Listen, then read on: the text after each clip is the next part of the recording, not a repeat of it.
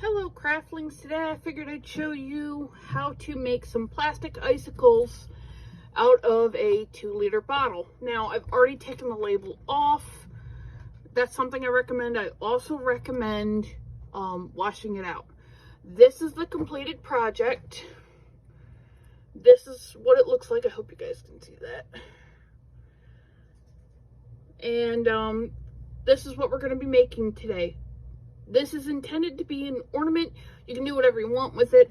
I highly recommend grabbing yourself some ornament hooks. So what you're going to need for this today are a 2-liter bottle, some cutting. I used that, and I'm probably going to end up using that. You're going to want something to measure the heat, or measure the outside of it. You're going to want a Sharpie to mark your measurements, and you're going to want some sort of heat source. I chose to use a candle. You can use whatever heat source works for you. So I like to take the label off first, because then I can use the glue markings from where they glued on the label, because it's usually in a straight line, and that tends to work for me. So this measuring tape is meant for sewing, so that's why it works the way it works. And then all I'm going to do is line this up with the edge, and then every 1 inch I'm going to make a mark. And then I'm going to do it higher up eventually as well. I like to do 2 because it makes it easier for me to line everything up. Okay, I'm getting off screen again. Whoops. And then you just want to do 1 inch all the way around. Now for the ones that I usually come across,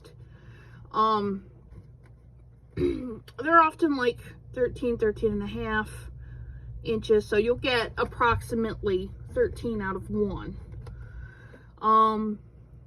If you want to do like a whole bunch of them, I recommend having more than 1 2-liter to do at a time. I actually have 2.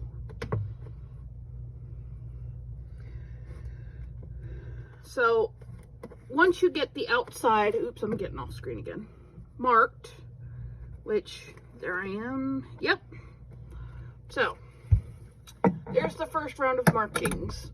I'm going to do it again higher up. Now, if you want to do it at, say, every 2 centimeters, for those of you in the European Union, anywhere in the European Union, or the UK, because I think the UK left, if I'm not mistaken, go ahead and do that. Now, you will find with the bottles that I'm using, which, what brand is this? I want to say it's Canada Dry brand. You will find that you will end up with one that's a 1/2 inch. That's perfectly fine, because I'm going to cut all these in half later anyway. I'm just starting off with marking them at 1 inch because it's simple and it's pretty fast.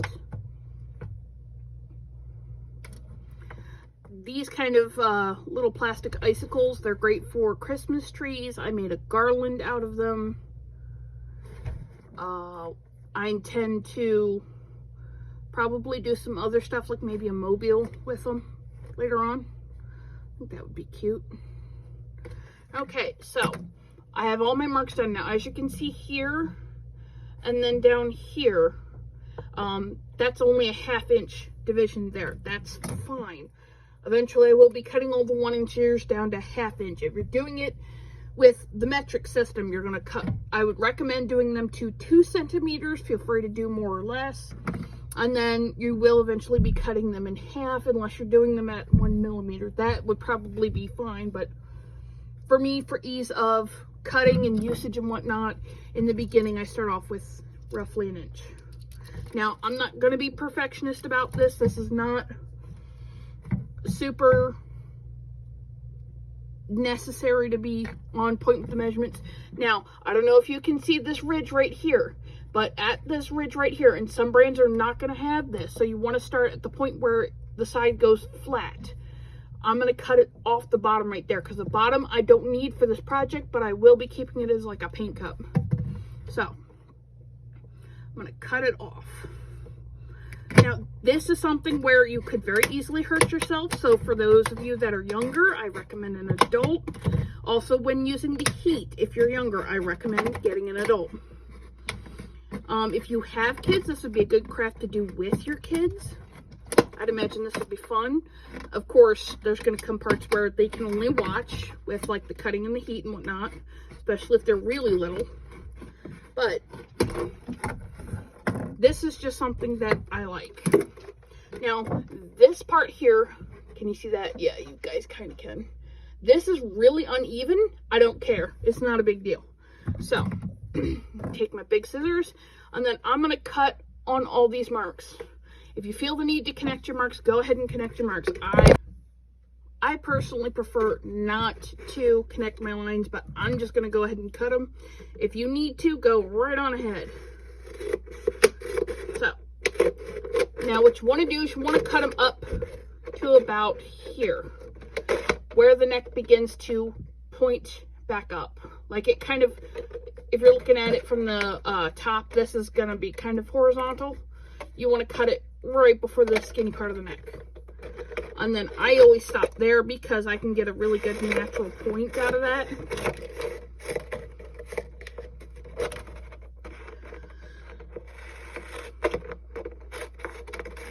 A little bit of a tip, you may want to do this, say, outside or in a garage. There is a chance if you melt the plastic too far, you could have some fume issues. I don't recommend doing this around animals or people with asthma. I've actually given myself an asthma attack doing that, so you're gonna want to be cautious with that concept.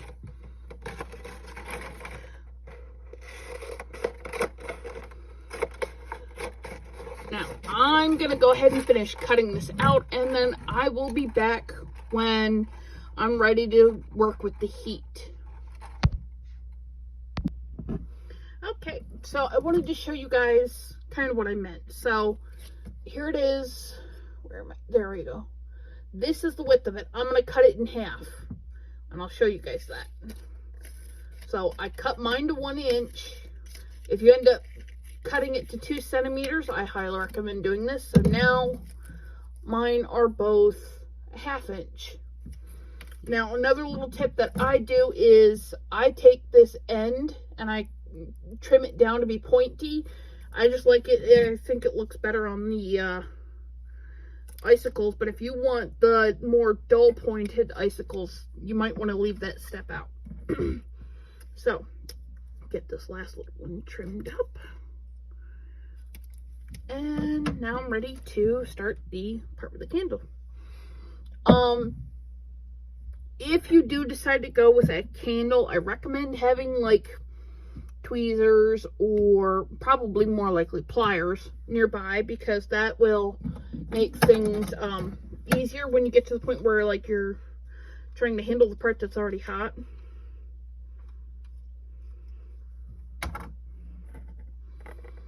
So that I'm going to set aside, and then I am going to go ahead and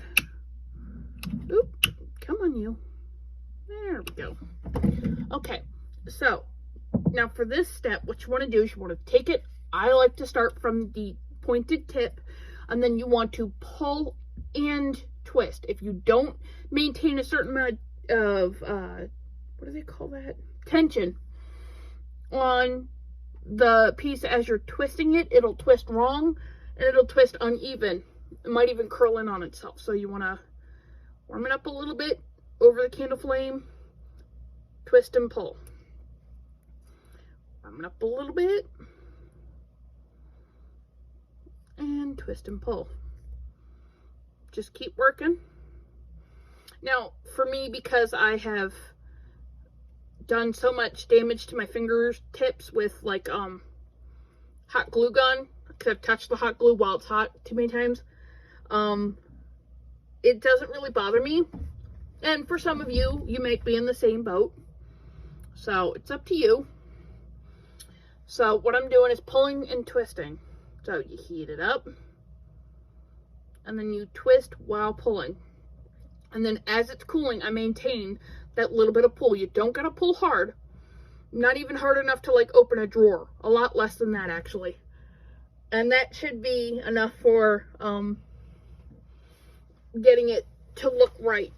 Now, I don't know if you guys can see this very well, but I've got a pretty good twist going on now. It's kind of uneven, but the more you do this, the more even it'll get. The other thing is I have a habit of accidentally getting too close to the flame. So that causes these cute little like bubbles on the edge, and to me it makes it look even better. Oh, you let it warm up, you twist. Let it warm up, you twist. And that's all you're doing, is just warming it up, twisting it. And then I like to, every 2 or 3 twists, pull it away from the candle. That way it's not gonna like burn it and stay too hot and like get all weird when you twist it. And again, I am maintaining a little bit of a pull. So just keep twisting and pulling. If I could stop breathing on the damn candle. And warm it up and twist. Now this one's not coming out the best, but that's fine.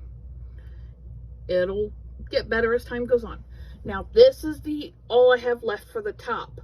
I'm going to trim that. What I'm going to do is I'm going to take, oops, where am I? There we are. I'm going to take these corners and cut them off and kind of like make it like a half hexagon shape.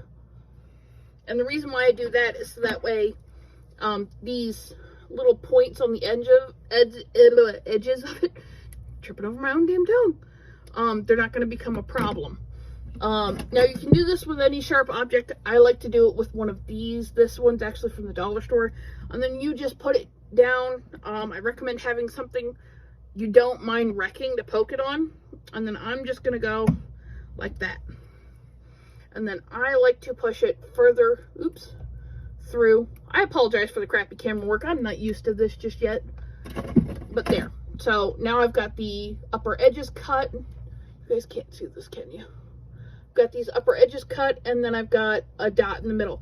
Now, if you intend to use it as an ornament, which I do, take an ornament hook, poke it through the hole, and pinch the ornament hook on there. It's that easy.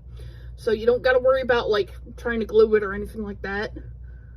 If you wanted to use it for an ornament, there we go. Got that part button there. And so now I've got a little ornament that you can hang, and it looks like a little icicle. Now, if you wanted to cut them in glitter, you could. If you wanted to paint them, you could. I'd imagine if you wanted your icicle to be more white in color, you could do it with, what do they call that? Whatever that plastic is that they make milk jugs out of.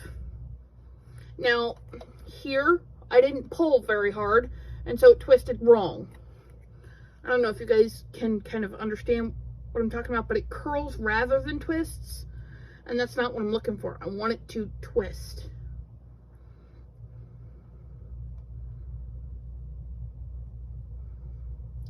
The other thing is, if you let it get too much of it hot, you're at risk of having these curls get really, really tight. And that's another thing I don't want.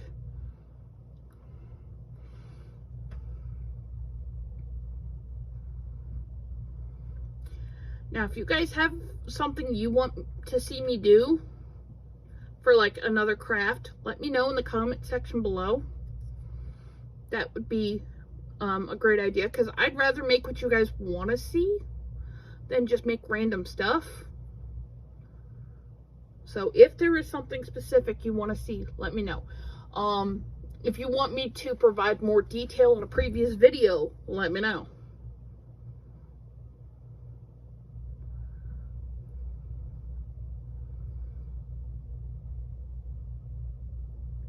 So I'm going to go ahead and end the video here, because you guys don't need to see the endless amounts of me melting and twisting and melting and twisting.